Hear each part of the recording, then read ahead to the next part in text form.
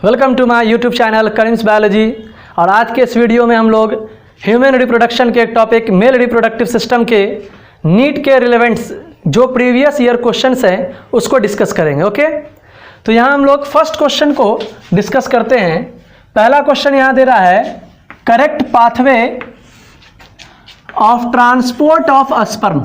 Right, sperm के transportation का correct pathway क्या है ये हम लोग को सिलेक्ट करना है इन चारों ऑप्शन में से।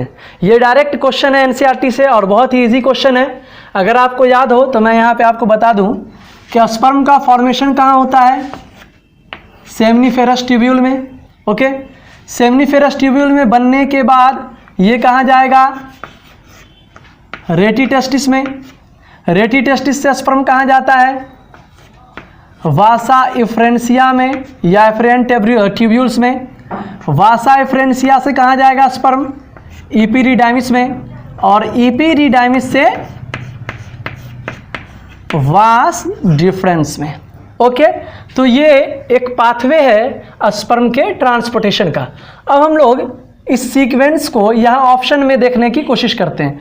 जो फर्स्ट ऑप्शन है हमारा वो दे रहा है रेटी टेस्टिस, एफरेंट डक्ट्यूलस, इपीरिडाइमिस और वास डिफरेंस। तो इस ऑप्शन को हम लोग इस सीक्वेंस में मैच करते हैं। रेटी टेस्टिस राइट, एफरेंट डक्ट्यूलस वासा एफरेंसिया एफरेंट डक्ट्यूलस, इपीरिडाइमिस वास डिफरेंस। और आपको पता है वास डिफरेंस के बाद इजाकुलेटरी डक्ट का फॉर्मेशन होगा और फिर स्पर्म इजाक्यूलेट हो जाएगा बॉडी से। ठीक है, तो इस क्वेश्चन का राइट करेक्ट ऑप्शन आपका कौन होगा, ए। ठीक है, इसका आंसर होगा ए। वैसे मैं दूसरे ऑप्शंस को भी चेक कर लूं। यहां फर्स्ट ऑप्शन है आपका रेटी टेस्टिस, तो ये तो ओके है, लेकिन सेकेंड ऑप्शन आपका इपीरिडाइमिस दे रहा है और इपीरिडाइमिस का सीक्वेंस में नंबर क्या है, थर्ड है, तो ये रॉन्ग हो जाएगा। वहीं अगर मैं थर्ड ऑप्शन की बात करूं तो फर्स्ट ऑप्शन में यहां दे रहा है रेटी testis right, but second sequence में यहाँ दे रहा है वास डिफरेंस और यहाँ हमारे सीक्वेंस में वास डिफरेंस सबसे लास्ट में है, तो ये ऑप्शन भी आपका गलत हो जाएगा। और यहाँ फोर्थ ऑप्शन है एफरेंट डक्ट्यूलस और फिर है रेटी टेस्टिस। ठीक है, जबकि जो करेक्ट सीक्वेंस है उसमें रेटी टेस्टिस पहले है और एफरेंट डक्ट्यूलस उसके बाद है। तो इस तरह से ये जो इस क्वेश्चन का आंसर हमारा होगा ए, जिसका सही सीक्वेंस है स्पर्म ट्रांसपोर्ट का रेटी टेस्टिस से स्पर्म एफरेंट डक्ट्यूलस से इपीरिडाइमिस में और इपीरिडाइमिस से वास डिफरेंस के थ्रू बॉडी से इजाक्यूलेट हो जाता है स्पर्म। ठीक है, चलिए सेकेंड क्वेश्चन हम लोग देखते हैं। सेकेंड क्वेश्चन यहाँ दे रहा है द लीडिंग सेल्स। ओके, यहाँ सेल नहीं से है। The leading cell as found in the human body are the secretory source of। Okay, human body के अंदर जो लीडिंग सेल पाया जाता है वो किस चीज का सिक्रेटरी सोर्स है, यानी कि इस लीडिंग सेल से क्या चीज सिक्रीट होता है। ठीक है, तो सबसे पहले हम लोग को ये समझना होगा कि ह्यूमन बॉडी के अंदर ये लीडिंग सेल पाया कहाँ जाता है, फिर हम लोग सिक्रेटरी सोर्स की तरफ आएंगे। ओके, चलिए तो हम लोग देखते हैं। हम लोगों ने टेस्टिस के अंदर जब हम लोगों ने इंटरनल स्ट्रक्चर को डिस्कस किया था टेस्टिस के, तो वहां पढ़ा था कि सेमनीफेरस ट्यूब्यूल के बीच, ओके, सेमनीफेरस ट्यूब्यूल के बीच इंटरस्टिशियल स्पेस होता है और इस इंटरस्टिशियल स्पेस में पाया जाता है लीडिंग सेल। ओके, तो ये चीज क्लियर है कि ह्यूमन बॉडी में लीडिंग सेल कहाँ होगा, मेल के अंदर। मेल में कहाँ होगा, तो टेस्टिस में होगा। टेस्टिस में कहाँ होगा, दो सेमनीफेरस ट्यूब्यूल के बीच जो स्पेस है जिसे हम इंटरस्टिशियल स्पेस कहते हैं वहां पे होगा। और ये लीडिंग सेल का फंक्शन में हमने आपको बताया था कि ये लीडिंग सेल सिक्रीट करता है टेस्टोस्टेरॉन राइट, और ये टेस्टोस्टेरॉन एक प्रिंसिपल एंड्रोजन है। ओके, एक प्रिंसिपल एंड्रोजन है। क्लियर, तो एक बार मैं फिर से क्वेश्चन को रिपीट करके इसके ऑप्शंस पे आऊँगा। तो क्वेश्चन हमारा ये था कि ह्यूमन बॉडी में पाया जाने वाला लीडिंग सेल्स किस चीज़ के सिक्रेशन के सोर्स के तौर पर होता है, यानी इनमें से कौन से केमिकल्स को ये सिक्रीट करता है। तो हम लोग यहाँ से डायरेक्ट देख सकते हैं कि लीडिंग सेल सिक्रीट करता है टेस्टोस्टेरोन, जो एंड्रोजन ग्रुप का एक हार्मोन है। तो प्रोजेस्टेरोन ये तो होगा नहीं, चूंकि ये फीमेल में ओवरी से सिक्रीट होता है। इंटेस्टाइनल म्यूकस, ये इंटेस्टाइन से सिक्रीट होगा। ग्लूकागॉन, ये ग्लूकागॉन आप जानते हैं आइसोलेट ऑफ लैंगरहैंस से सिक्रीट होता है। तो ये है हमारा right option androgen. Okay, I hope it is clear. चलिए अब हम आते हैं अपने थर्ड क्वेश्चन की तरफ। थर्ड क्वेश्चन है हमारा, if for some reason, if for some reason the vasa efferentia in human reproductive system get blocked। ठीक है, क्वेश्चन बोल रहा है कि अगर किसी रीजन से, किसी कारण से ह्यूमन रिप्रोडक्टिव सिस्टम के अंदर वासा एफरेंसिया ब्लॉक हो जा रहा है, then gamete will not be transported. ठीक है, फ्रॉम, तो जो मेल गैमेट होगा वो ट्रांसपोर्ट नहीं होगा। कहाँ से कहाँ ट्रांसपोर्ट नहीं होगा? तो ये भी बहुत ही इजी सा क्वेश्चन है। इसके लिए मैं आपको एक डायग्राम में यहाँ समझाने की कोशिश करता हूँ।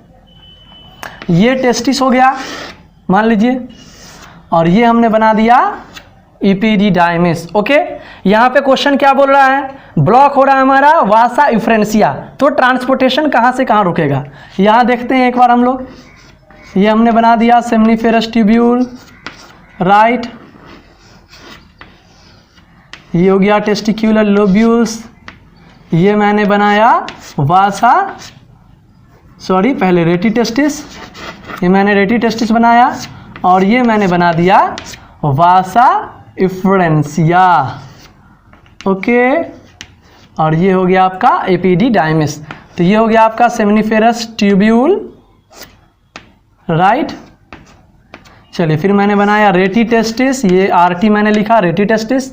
ये हो गया आपका VA मैं ले रहा हूँ यहाँ वासा एफरेंसिया के लिए, और ये है आपका E फॉर इपीडिडाइमिस। तो क्वेश्चन दे रहा है कि अगर वासा एफरेंसिया ब्लॉक हो जाए तो ट्रांसपोर्टेशन कहाँ से कहाँ रुकेगा। तो मैं पहले ट्रांसपोर्टेशन का सीक्वेंस बता दूँ कि स्पर्म बना कहाँ? सेमनीफेरस ट्यूब्यूल में।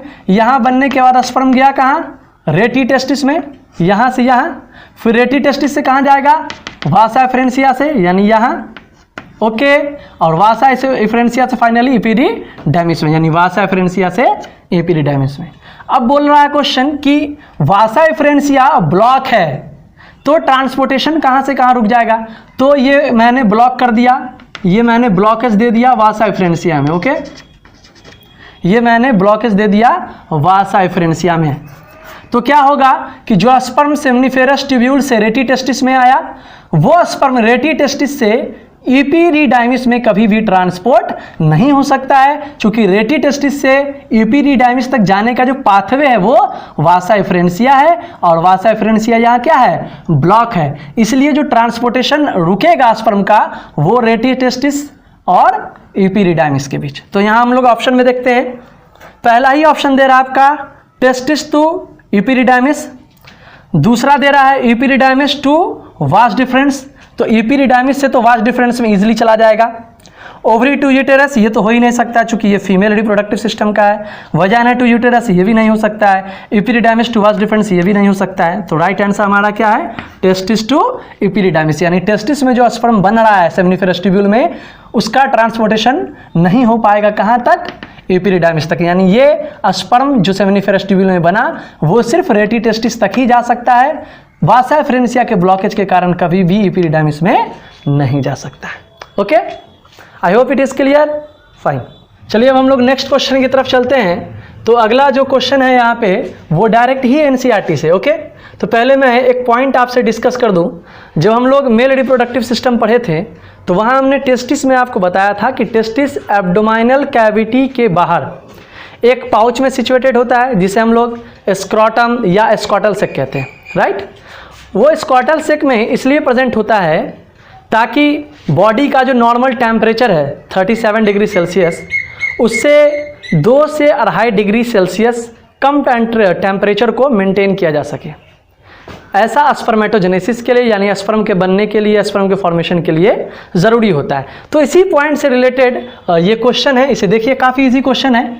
क्वेश्चन यहाँ बोल रहा है the testis in human are situated outside the abdominal cavity inside a pouch called scrotum, the purpose served is for. ठीक है, क्वेश्चन का डिमांड ये है कि टेस्टिस ह्यूमन्स के अंदर जो एक पाउच में प्रेजेंट होता है, स्क्रोटम में या स्क्रोटल सेगमेंट में प्रेजेंट होता है, इसका रीज़न क्या है, वो क्यों प्रेजेंट होता है। तो मैंने अभी तुरंत आपको रीज़न डिस्कस किया है। अब हम लोग ऑप्शन की तरफ आते हैं। देखिए फर्स्ट ऑप्शन देखते हैं। फर्स्ट ऑप्शन आपको बोल रहा है ए में मेंटेन द स्क्रोटल टेम्परेचर।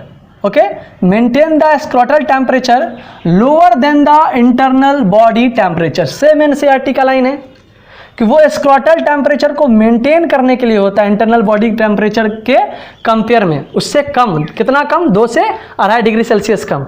ऐसा इसलिए होता है ताकि स्पर्म का फॉर्मेशन हो सके। तो इसलिए ये जो हमारा ए आंसर है, ए ऑप्शन है, यही आंसर होगा करेक्ट। इसमें आपको दूसरा तीसरा कोई भी ऑप्शन में जाने की ज़रूरत नहीं, एकदम सिंपल सा डायरेक्ट लाइन लिया हुआ है एनसीईआरटी से ही। चलिए नेक्स्ट क्वेश्चन की तरफ हम लोग बढ़ते हैं। Sertoli cells are found in, Sertoli cells कहाँ फाउंड होता है, कहाँ पाया जाता है। ओके, तो अगर आपको टेस्टिस का डायग्राम याद है तो हमने एक पॉइंट आपको पढ़ाया था कि टेस्टिस से पाया जाता है सेमनीफेरस ट्यूब्यूल, या मैं एसटी से इंडिकेट कर रहा हूँ, राइट।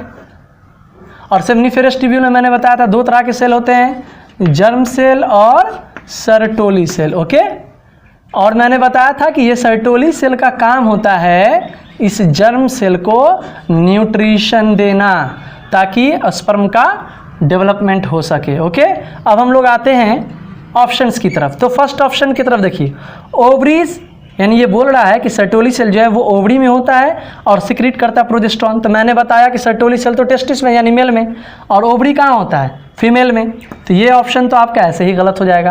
अब हम लोग सेकेंड ऑप्शन की तरफ चलते हैं। सेकेंड ऑप्शन बोल रहा है कि सर्टोली सेल्स एड्रेनल कॉर्टेक्स में पाया जाता है जो एड्रेनलिन सिक्रीट करता है। एड्रेनल कॉर्टेक्स एक एड्रेनल ग्लैंड का ही एक पार्ट है जो किडनी के ऊपर होता है। तो ये भी ऑप्शन आपका गलत हो गया, चूँकि हम लोग बात कर रहे हैं टेस्टिस का। ठीक है, थर्ड ऑप्शन आपका दे रहा है कि ये जो सर्टोली सेल है वो फाउंड होता है सेमनीफेरस ट्यूब्यूल में, और सर्टोली सेल का फंक्शन दे रहा है provide nutrition to germ cell. Okay, यहाँ हमने बताया, एक बार रिपीट कर रहा हूँ कि सेमनीफेरस ट्यूब्यूल में सर्टोली सेल और जर्म सेल। तो सर्टोली सेल कहाँ पाया जा रहा है, सेमनीफेरस ट्यूब्यूल में। ओके, राइट है। और सर्टोली सेल का काम क्या है यहाँ, तो सर्टोली सेल न्यूट्रिशन दे रहा है किसको, जर्म सेल को। तो इसलिए हमारा करेक्ट आंसर होगा सी। ओके, आई होप ये वीडियो आपको अच्छा लगा हो। मैं आप लोगों को बता दूं कि नेक्स्ट वीडियो में हम लोग नीट का ही प्रीवियस ईयर क्वेश्चन डिस्कस करेंगे जो रिलेटेड होगा स्पर्मेटोजेनेसिस और स्पर्म के स्ट्रक्चर से। Okay, thank you.